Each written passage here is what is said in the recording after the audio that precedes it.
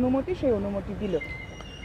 দেখুন, রামনবমীকে ডিস্টার্ব করার জন্য রাজ্য সরকার বহু জায়গায় সমাজ বিরোধীদের নামিয়ে দিয়েছে, মৌলবাদীদের দিয়ে ঝামেলা করে ভয় দেখানোর চেষ্টা করেছিল, কিন্তু উল্টো হলো। হিন্দু সমাজ রাস্তায় নেমেছে হাতিয়ার নিয়ে তার প্রতিকার করার জন্য।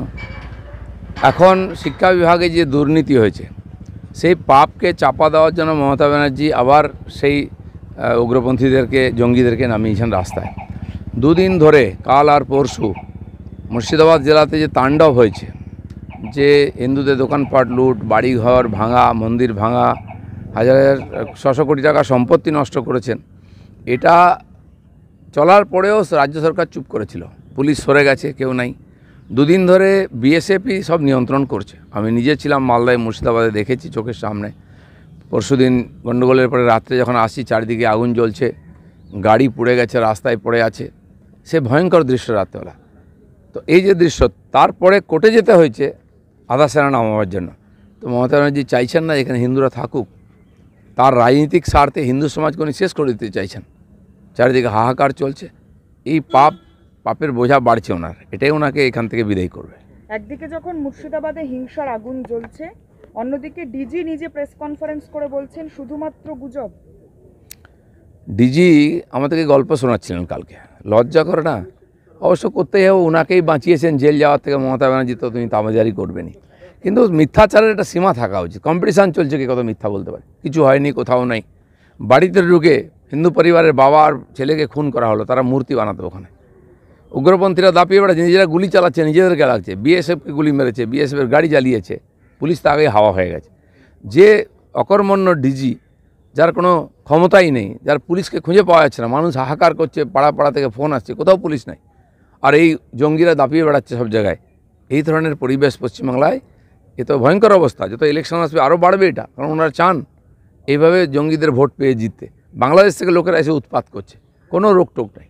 আপনি বলছেন মমতা বন্দ্যোপাধ্যায় ভোট রাজনীতি করছে, কিন্তু মমতা বন্দ্যোপাধ্যায়, অভিষেক বন্দ্যোপাধ্যায় দুজনেই গতকাল বলেছেন বাংলার সংস্কৃতি এটা নয়, শান্তির বার্তা দিচ্ছেন। তাহলে সত্যি কি বাংলার সংস্কৃতি কখন মনে পড়ে ওনাদের? সিএ হলো 3 দিন ধরে আগুন জ্বলেছিল, তখন কি সংস্কৃতি ছিল? নূপুর শর্মা কি বললেন দিল্লিতে, এখানে 3 দিন ধরে আগুন জ্বললো, আর হিন্দুদের উপরে অত্যাচার হচ্ছে। এই সংস্কৃতি কে এনেছে? টিএমসি এনেছে। মমতা ব্যানার্জি, অভিষেক ব্যানার্জি নিয়ে এসছেন। সে অভিষেক ব্যানার্জি ডায়লগ মনে আছে? আমরা নবান্ন অভিযান করেছিলাম বলে বলেছিল কপালে গুলি মারতে হবে। এখন কি পেছনে গুলি মারবেন?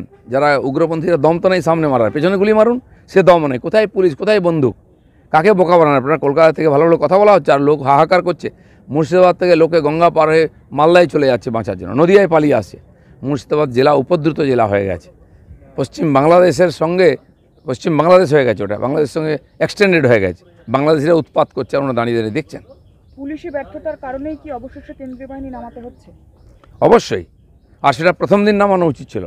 পরশু দিন, যেদিন এরকম আগুন শুরু হলো, ফারাক্কা থেকে ওমরপুর অবধি 50-60 কিলোমিটার রাস্তা পুরো উগ্রপন্থীদের হাতে চলে গেছিলো। রাস্তার ধারে দুই দিকে আগুন জ্বলছে, দোকানপাট পোড়ানো হচ্ছে, লুটপাট হচ্ছে, ভয়ঙ্কর পরিবেশ। গাড়ি ঘোড়া, রেলওয়ে বন্ধ, হাইওয়ে বন্ধ। কি চলছে এটা? সারা ভারতবর্ষের তো লাগু হয়েছে ওয়াকফ বিল, কেন পশ্চিমবাংলায় আগুন জ্বলছে? আর সুযোগ পেলে এখানে আগুন জ্বালানো, এটাই মমতা ব্যানার্জির রাজনীতি। যতদিন মমতা ব্যানার্জি ক্ষমতায় থাকবেন, এই আগুন জ্বলবে আর হিন্দুরা ঘর ছাড়া হবে। এসএসসি চাকরিহারা শিক্ষকরা একদিকে এসএসসি ভবন, আচার্য সদন, সেখানে যেমন অনশন করছেন, অন্যদিকে গান্ধী মূর্তির পাদদেশ, সেখানেও তারা বসে অবস্থান করছেন। কবে মিটবে এই সমস্যা? অবস্থান তো বেড়েই চলেছে। 5 বছর ধরে বিভিন্ন স্তরের শিক্ষকরা ধর্ণা দিচ্ছেন কলকাতায় বিভিন্ন জায়গায়। মাঝে মধ্যে বন্ধ রাখেন, নবান্ন ঘেরাও করেন। এখন নতুন যুক্ত হয়ে গেছে এই যে 18,000 যোগ্য শিক্ষক যারা পরীক্ষা দিয়ে চাকরি পেয়েছেন, তাদের ভবিষ্যৎ অন্ধকার করে দিয়েছেন মমতা ব্যানার্জি। তো এই আন্দোলন তো চলবেই, তারা হকের জন্য লড়াই লড়বে, এবং তারা আমরাও তাদের সঙ্গেই থাকব। কারণ এই ধরনের অনাচার, এই ধরনের লুটপাট, 8,000 লোককে ঢুকিয়ে দিয়ে বেআইনিভাবে 800 কোটি টাকা খেয়ে নিয়েছে টিএমসির লোকেরা, তার তো জবাব দিতে হবে।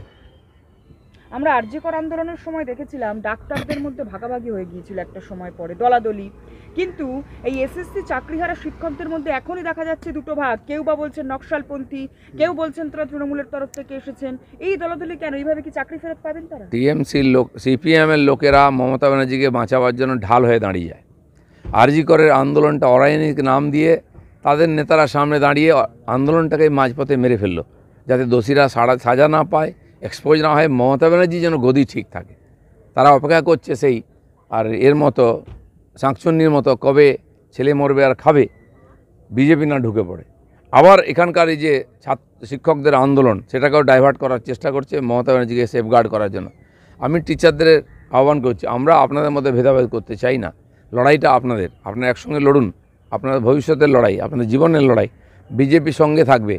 এই ধান্দাবাজ আন্দোলনজীবীদেরকে যদি সুযোগ দিয়েছেন, তারা ঘেঁটে দেবে, আপনারা পথের লোক পথেই থাকবে। আজ আপনাদের আমরা আমাদের মতো এই আন্দোলনের এর বিরুদ্ধে আন্দোলন করছি, অন্যায়ের প্রতিবাদ করছি, দুর্নীতির প্রতিবাদ করছি, কিন্তু শিক্ষকদের লড়াই তাদের জীবনের বাঁচার লড়াই। আমরা এই মহা র্যালি করেছি, বিজেপি পুরোপুরি এর অন্যায়ের বিরুদ্ধে লড়ছে, সেটা লোকের সঙ্গে থাকার জন্য। আপনারা আজকে র্যালি করে এসপ্ল্যানেড পর্যন্ত পৌঁছবেন, কিন্তু তারই অনতি দূরে গান্ধী মূর্তি, সেখানে কি যাবেন দেখা করতে? আগেও গেছেন, আগেও যাব। কিছু লোক সেখানে দালালরা বসে আছে। আমাদের জাস্টিস গাঙ্গুলি, যিনি এই লড়াই কোর্টেও লড়েছেন, এখনও লড়ছেন, তাকে গো ব্যাক বলা হচ্ছে। আর যারা বলছে অরাজনৈতিক আন্দোলন, আমরা দেখেছি আরজিকরের সময় মোহাম্মদ সেলিম থেকে কংগ্রেসের প্রেসিডেন্ট সবাই হেঁটেছিলেন। তারা কি রাজনীতি বোঝেন না, না করেন না? এই যে বিভেদ, মমতা ব্যানার্জিকে বাঁচাবার জন্য এই চালাকিগুলো করা হচ্ছে, এর থেকে যেন মাস্টাররা সাবধান থাকেন।